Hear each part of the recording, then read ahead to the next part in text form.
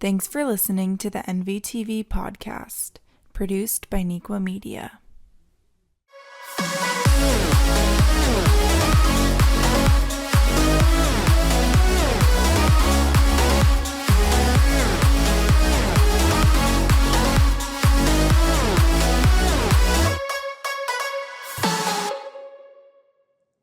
Hello and welcome to this episode of the NCTV podcast.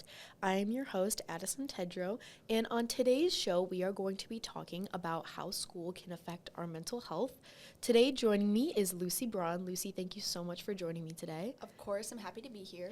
So, with May being National Mental Health Month and the school year rapidly ending, I thought it'd be a very important topic to talk about how we can best cope with our mental health during the school year. So, Lucy, would you say that school is pretty stressful? I would say for a lot of people it's insanely stressful.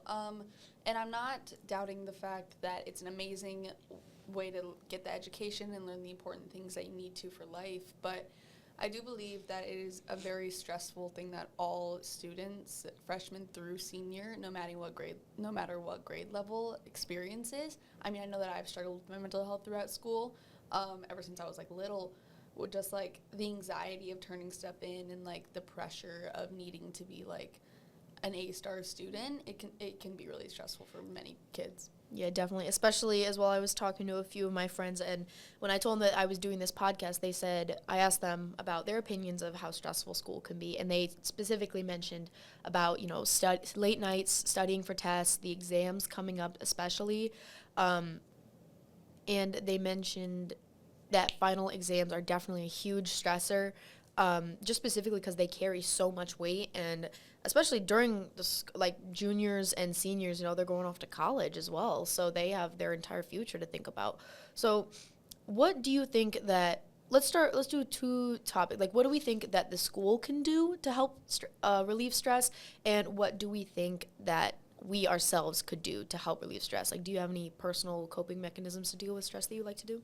For starting off with the school, I feel and our teachers do a great job here, I feel everyone could very much just benefit from people realizing that certain people learn in different ways. You can't just give the same thing to every single student because that's not going to work for everyone. That's just not how everyone's brains work. It's all different. Of course, yeah. I myself am a visual, hands-on learner, so. Exactly, and I get that, and that's with me, I'm a very hands-on learner, so if you want to teach me math, I need the little building bricks to learn how to add. Yeah. Yeah, I was definitely one of those kids that loved to, stack the blocks and count the sheep and stuff like that. I can't understand just being taught it. I need to actually do it, Yeah. And I definitely think that the school themselves, actually, I was walking down the hallway to start this podcast. I saw they had therapy dogs in the recharge room. So I definitely think that they're doing a pretty good job providing a bit of stress relief. Do we think the therapy dogs should stay year-round? Oh, 100%. Oh, I 100%, love yeah. therapy dogs. And I think that they're just such a great way for someone during their lunch period or during an option period just to come and relax and chill. Do you have a favorite therapy dog? I do have a favorite therapy dog. Which one is it? Therapy dog. Which one's your favorite? I forget the name, but it was one of the Burmese mountain dogs. That one's my favorite too. And I love Oh my gosh. so much. I have her trading card. It's so soft, so great. I love so much. Whenever I pet the therapy dogs, I can just feel the stress just leaching away from my body. Yeah. So, and overall, I think if you had a piece of advice that you could share with other students about managing their stress and mental health, what do you think you would say? Don't compare yourself to anyone because you're going to all learn in different ways, and it's not fair to yourself to be oh, well, she's getting a better grade in this class because she's doing this. Maybe I should try that. If it doesn't work for you, it doesn't work for you. That's just how it works. We all learn in different ways, and we can't control how we learn on how we want to. Yeah, thank you so much. Of course. So, Lucy, thank you so much for joining me. When we come back, we are going to keep continuing to talk about our mental health, but we are going to be joined by my other guest, Holly Neville.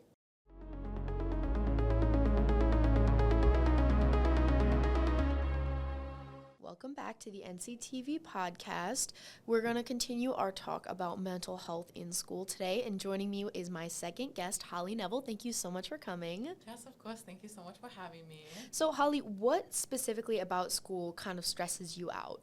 I think the biggest thing for me is just that there's sometimes too much to handle at once with tests and projects and extracurriculars, and you're not getting home at the same time each day, and just managing that with your calendar, and then also just making sure that you're dedicating enough time to study for these tests and dedicating enough time to work on these projects. It's definitely just difficult to organize it well so that you're providing yourself with enough time to do good on all of these assessments. Yes, definitely. And specifically, since you are a junior as well, we have the ACT, SAT kind of test coming up.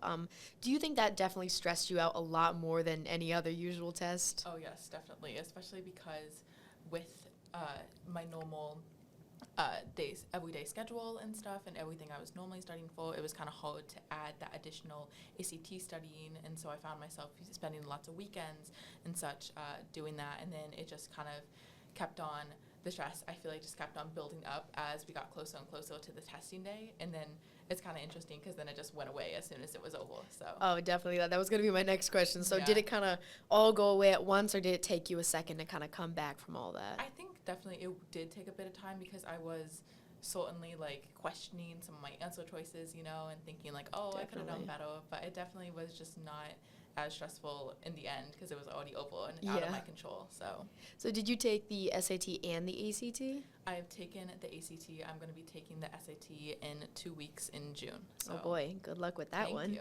So in all these stressful times, there's lots of good ways and bad ways that we can manage stress. So what is one of your go-to personal favorite ways to manage your stress? I love going on walks outside with my dog, maybe without, but I love like playing my earpods with my favorite music, and then just walking outside, getting that breath of fresh air just always makes me feel more calm and relaxed, and maybe I'll be thinking about everything I have to do, but just making a plan in my head while I'm outside just helps me kind of break down everything I gotta do and just feel more settled within myself. Oh, so you're definitely a planner, right? You like to Oh, plan yes. ahead. Oh, yeah. Mhm. So do you have a Sure. specific playlist you like to listen to, or are you more of a lo-fi beats kind of gal or upbeat pop? I'm more of a like kind of chill, like indie pop kind of mix. I have a playlist called like Hot Girl Walk where I listen to on all those walks. So it's just like kind of chill, but relaxing, but also like kind of hype up music. A little bit of both.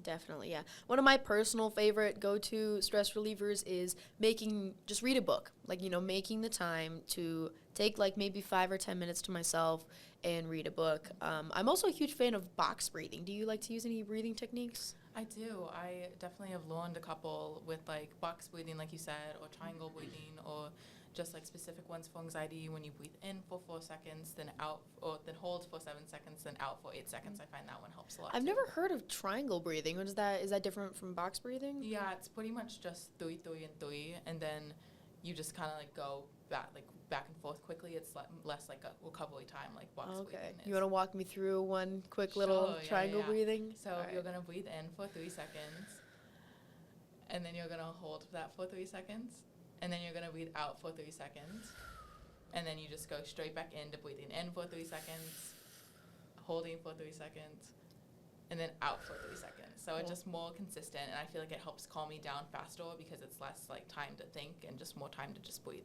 Well, I definitely feel a lot more relaxed after that one. So we definitely have heard of, we have all these healthy coping mechanisms, but there are definitely some unhealthy ones out there. So there's a lot of unhealthy coping mechanisms that we need to avoid. Do you have any that come to mind immediately? I think definitely just avoiding the problem because for as long as possible, because I think it's important to sometimes, of course, give yourself a break and get yourself time and just a little bit of time to like structure yourself. But if you avoid it for too long, that's only probably going to stress you out more rather than just attacking the problem as it is. Maybe like spending time with friends and stuff. Of course, that's always going to be fun. But if you do that too often, it's probably going to make you more stressed out about the thing that you're avoiding. Yes, definitely. And one thing I like to say that some people actually don't, I think that you should not stay up past 10 p.m. if you're studying. Oh, definitely. because then, that can lead to not getting enough sleep, and that would just then stress you out more, right? Oh, yeah. Have you ever had any, sleepless nights studying? Definitely, we've all been guilty of that one at one point. Yeah, I've definitely always fallen asleep at some point, but I've definitely been staying up way too late at some points till like 1 a.m., 2 a.m. just studying, and then at that point I feel like you're not even retaining information. You're just kind of Definitely thinking about how tired you are and how badly you want to go to bed. Mm-hmm. And on the same other side of that spectrum, the last minute studying where like the 5 minutes before the period starts with your test, you open your notes and you're cramming as much as you can. These are both sides of the same coin. You got to kind of find that happy medium, Exactly. So how much would you say you dedicate to studying maybe every day, like maybe an hour a week or? Yeah, it just depends kind of definitely on what time, what dates I have tests and stuff, but I definitely try to study at least like 3 days before each test, maybe for just 15 to 30 minutes, so that I'm like kind of grasping on material that we covered earlier in the unit. And then definitely the night before the test is probably when I'm studying for longer chunks of time, like maybe an hour, maybe like just 45 minutes, but still definitely dedicating more time the closer we get, just so I can remember more. But I think it's definitely beneficial to study early because it definitely is more beneficial and like effective than just cramming the day before. Definitely. And do you do any like extracurricular activities that also help you, take a moment away from the stress? Yeah, definitely. I am a member of marching bands. I'm in Best Buddies, as well as a psychology club, and those are just kind of clubs that meet on different days of the week occasionally. And so it's kind of nice after a long day that I can just go to that, just relax a little bit, just kind of get my mind off of everything I have to do, and I find it really relaxing and enjoyable. Oh, thank you so much. Well, thank you so much, Holly, for joining us today on the NCTV podcast. Another thanks to Lucy Braun for also joining us on the NCTV podcast. The NCTV podcast is produced by media students at Neuqua Valley High School. Thank you and enjoy the rest of your day.